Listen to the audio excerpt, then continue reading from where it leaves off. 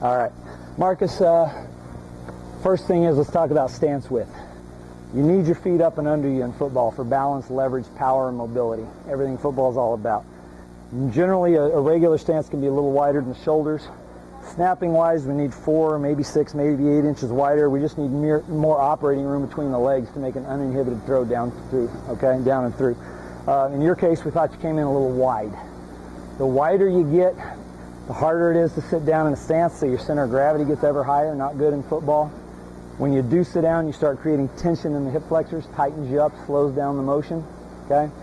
It's harder to get balanced. It's harder to channel your lower body motion energy into the snap to contribute to power and acceleration of the football. You finish the snap, you're going to have less mobility, so you're going to get beat. And if you get real wide, you can end up with locked knees. Really quick path to a short career when big bodies are crashing down around you, okay? So let's get you on camera. We brought those feet up and under you. We tried toes out slightly so that you get the knees pointed out of the way. We tried sitting into the stance and pushing the knees over the toes so we maximize the space between the legs without necessarily getting the feet too wide. Let's document what your stance width looks like now that we've made adjustments. No, face the camera, I'm sorry, so we can see it. It's all right. Go ahead and line up on the ball because the camera's set for right there. Does that feel comfortable? Two important things. We want the knees slightly wider than the shoulders at least, and no pressure in the hip flexors, load bearing on the quads, which is the most comfortable and explosive position from which to start. Does that feel good? Okay, stand up, move back to where you were. Let's talk about the other adjustments we're going to integrate here. Coming into camp, you were spidering. And what I mean by that, spiders are real low to the ground. You were hunkering down, you had that ball a country mile out in front of you, and you were deep on the legs, way beyond 90 degrees, way down low to the ground without any operating room underneath your torso, okay? We need space. And you're not going to line up against a big bruiser and try to make yourself as small on the field as you can be, right? You're going to get big, aggressive, in a nice power position so you can crash into that guy and defeat him in the competition. Same kind of thing for snapping. We just can't be weight forward or weight biased forward. We need to be balanced neutral to accelerate the ball off the line of scrimmage and back towards our target, okay? That was a quick fix, obviously. Way too deep, way overextended, way too low to the ground. And you're kind of falling forward at the finish because you barely unbend the legs just like this, and we're having a hard time balancing. Let's three-step you, see what it's looking like because we corrected all that. What we really needed to do, let me just finish what I was saying. We needed to take you from here, straighten out your platform, elevate your head to tail platform, get you into fundamentally sound football position, okay? Give you some space to operate. Elevate the platform. That's the biggest part of it. Go ahead and set up. I'd love to see more leg drive out of you and other things. Getting you in the right position is a big part of that, okay? We're going to three-step you first. You ready? Pull you forward.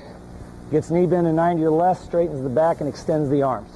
I'm going to raise you up, maximizing your operating room under the torso. Then I'm going to shove you back into the hips towards your target. Not down to the ground where you get too deep, okay? But back into the hips towards your target. So the heels touch the ground, knees are over the toes, you're solid on your feet. Now that ought to feel pretty good, does it? Very athletic, solid snapping stance. Give it a good hard two-handed throw.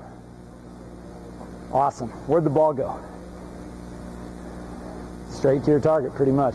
And the reason for that, a perfect setup with perfect balance, everything is going to go where it should.